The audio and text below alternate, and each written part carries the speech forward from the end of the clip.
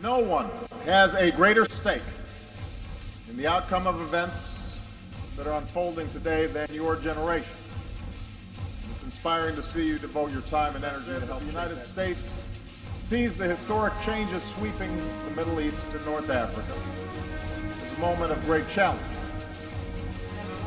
but also a moment of opportunity for greater peace and security for the entire region. I intend to work with you to seek a peace that will address our security concerns.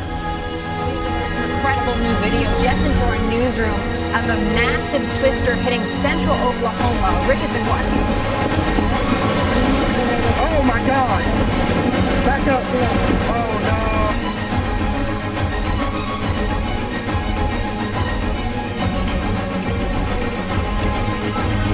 Hey!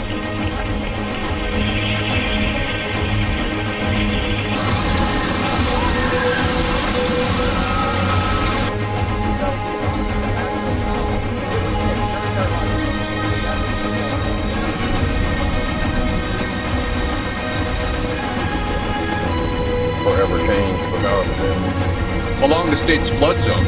Here, he and his crew were on the ground in central Oklahoma. He is also a severe storms researcher. Tim, welcome.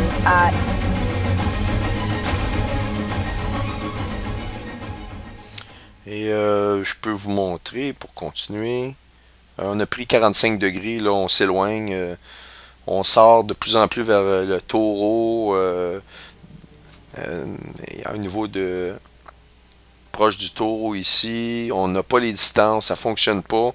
On se retrouve avec 0,25, 3 quarts, 1 quart, 3 quarts si vous voulez pour les distances entre le point d'entrée et le point de sortie. Donc des angles supérieurs à 45, ça fonctionnait pas. Inclinaison de 53, c'est encore pire. Il y a 3 critères sur 4 qui sont dans le rouge. Et donc notre conclusion, ça a été, on va retourner à un angle d'inclinaison de 33 degrés. Et pour vous résumer encore, l'objet vient du Scorpion, elle est à la Philie. On résume, on vous l'a déjà dit, mais c'est très très important, c'est pour ça qu'on répète de plusieurs façons ces critères-là. Donc on vient de la Philie en Scorpion. L'objet se retrouve ici sous l'écliptique, l'écliptique étant la ligne noire que vous voyez ici. Donc on est sous l'écliptique, l'objet se rapproche, rapproche, rapproche en suivant cette ligne-là ici, traverse l'écliptique dans la Vierge au point qu'on voit ici, va monter dans l'hémisphère nord au-dessus et va atteindre à son point le plus proche du Soleil, la périhélie. On voit c'est le point où ce que j'ai mon curseur exactement, qui suit la ligne bleue qui est la ligne de la grande axe de l'ellipse. Et elle va être dans le ciel, ici, à cet endroit-là, à sa périhélie, et va redescendre de façon brutale. On voit cette petite arc de circonférence ici. Elle va le faire comme ça, et va retraverser dans le Poisson très, très, très rapidement. Et donc, il va repartir à partir de ce point-là ici. Toute cette ligne-là, ici, elle va être sous l'écliptique, comme on le voit ici.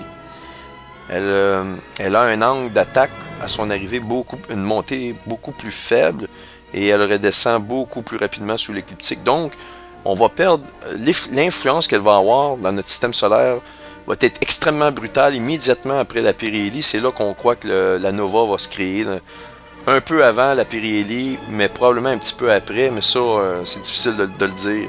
C'est vraiment les endroits critiques, comme je l'ai montré dans des capsules précédentes. Quand elle va redescendre, elle va se retrouver assez rapidement sous l'écliptique. Donc, elle va nous affecter beaucoup plus rapidement. Elle va nous affecter moins beaucoup plus rapidement parce qu'elle va plonger beaucoup plus rapidement sous l'écliptique.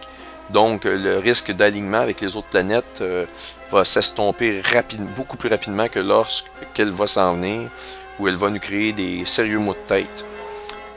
C'est donc, vous voyez les 4 points, encore une fois. Le Scorpion traverse dans la Vierge, fait sa montée dans le Lion, Cancer, Gémeaux, mais surtout dans le Lion.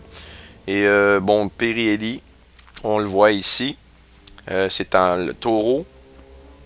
Elle va être à une hauteur qu'on estime de 29 degrés à cet endroit exact où vous voyez la ligne rouge qui est la grande axe en intersection avec l'orbite qui est ici où j'ai mon curseur. vous voyez qu'il y a un point un petit peu plus élevé en haut. Donc, le point d'altitude va être un petit peu plus bas en périhélie que ce qu'elle va atteindre éventuellement. Donc, on parle environ dans le Cancer, dans le Gémeaux. C'est là qu'elle va être à sa hauteur la plus élevée de quelques degrés dans le ciel, mais c'est pas la périhélie. Elle va être un petit peu plus basse, à 29 degrés. Et retenez le 29 degrés, vous allez voir que ça remplit les prophéties du Zohar, où il est dit qu'une étoile va éblouir 7 étoiles dans le ciel. Et on va vous montrer que les 7 étoiles, les astronomes appellent les 7 étoiles, excusez-moi, les Pléiades. Et ces Pléiades-là, on va voir que leur déclinaison est à 24,5 degrés. Donc, c'est très proche du 29 et elles sont exactement positionnées dans le Taureau. Donc, il est évident qu'à son summum, ça remplit exactement les prophéties du Zohar, dont on va vous montrer les textes quand on va être au niveau de l'étude des prophéties, incluant la Bible. On n'oubliera pas la Bible. La Bible va être la plus importante de nos prophéties. Mais encore une fois, ces textes-là corroborent cette orbite-là ici. On va rentrer dans un chapitre où on va faire plusieurs validations de cette orbite-là. On va vous montrer qu'elle est validée par plusieurs systèmes différents. On ne vous la montre pas sur un coup de tête. Elle est vraiment corroborée par plusieurs méthodes différentes.